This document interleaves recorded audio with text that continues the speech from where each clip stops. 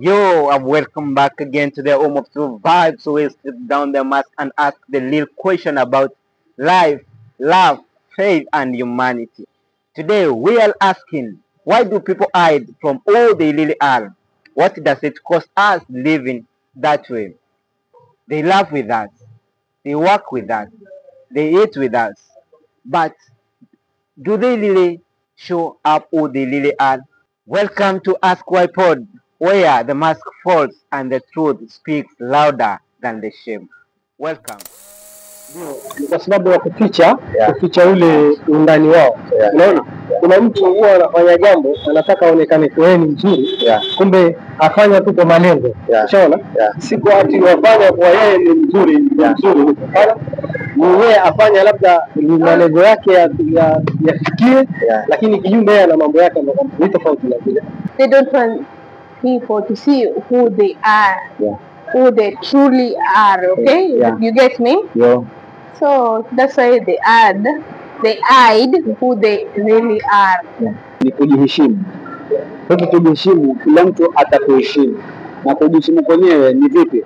Ni kwa kwamba wewe wajiwaze kwamba mimi mahali ambapo tuseme najua nikienda pale kuna wazee, na nikienda pale siwezi kupeleka, yani siwezi kusema wale wazee nikae nao kama watoto wenzangu, ushaona, na ambapo nikikana na wazee ni waheshimu kama vile wao wazee, ushaona. Huko ndo kujiheshimu.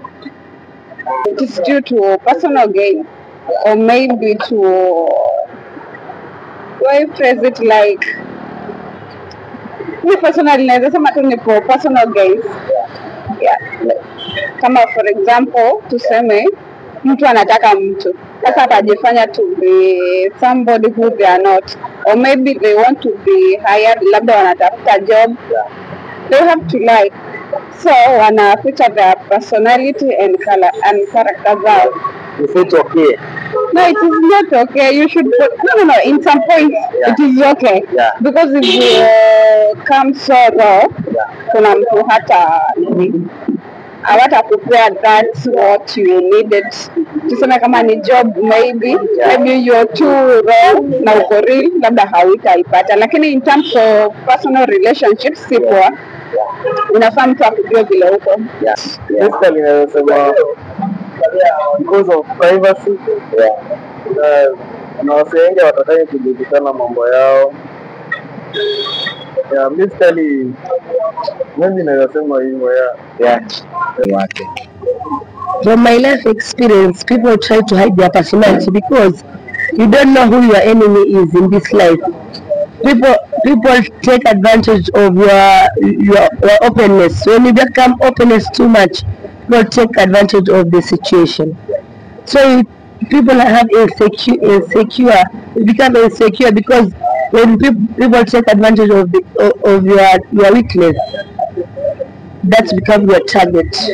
So as me, Aisha, I try to hide my personality because I don't want people taking advantage of my weakness.